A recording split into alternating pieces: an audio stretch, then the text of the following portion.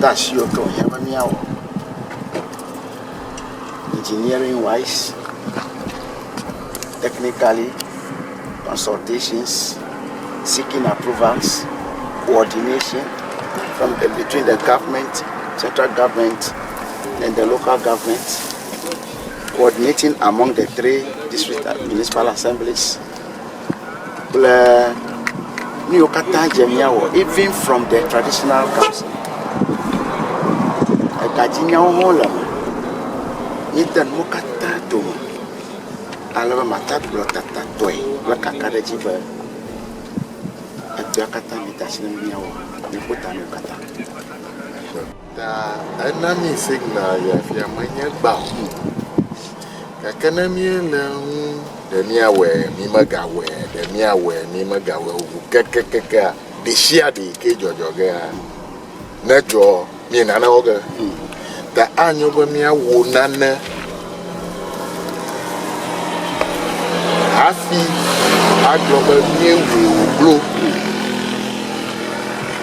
kakaba mi agba de mi awe de mi ma we wu na ojereje afi mi aba de mi enyade e ke mi ma zoni hayo nyaba Keta manya daka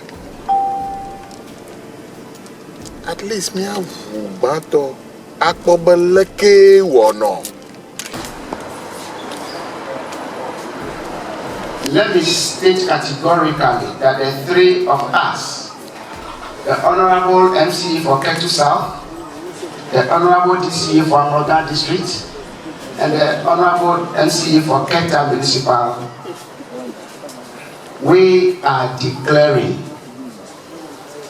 from today, 20th October 2023, that the flood control structure under the bridge at Havedzi and the cutting of the sandbar separating the Atlantic Ocean and the Keta lagoon should commence today. I so declare. Thank you.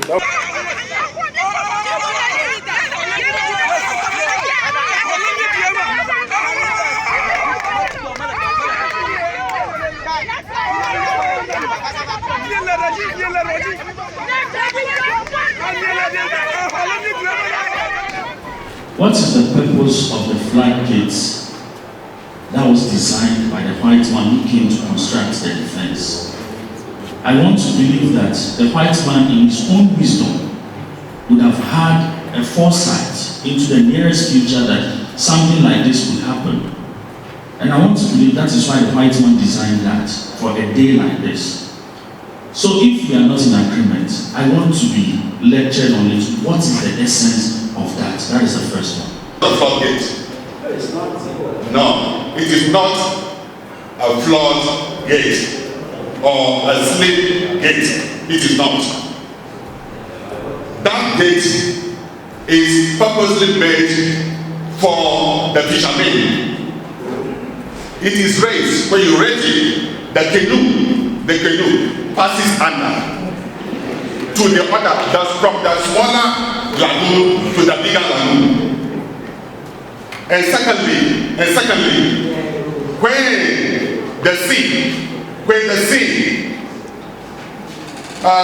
current, let's assume that the sea flows above the sun into the smaller lagoon.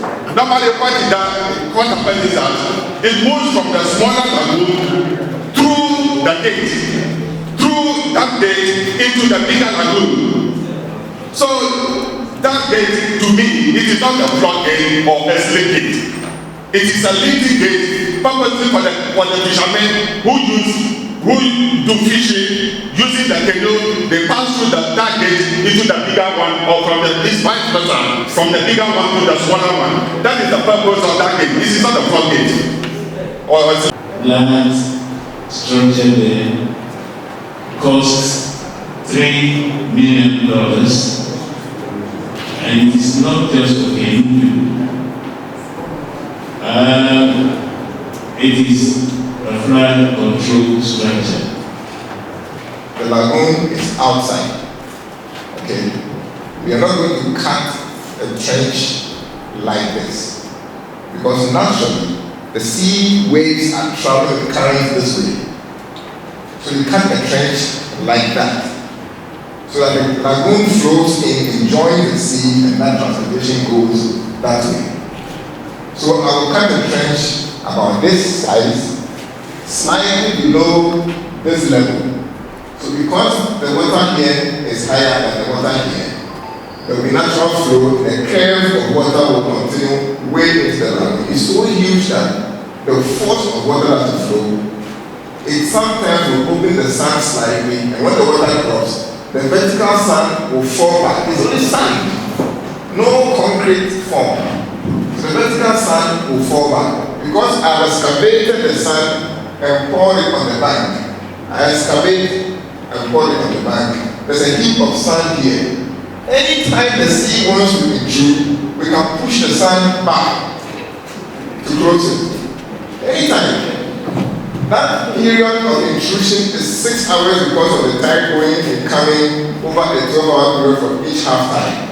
So when I see that the high tide is really approaching and water is getting into the lagoon, you can come back and push the sand into that trench. Is about the distance I'm showing between me and Madam in that corner over that way.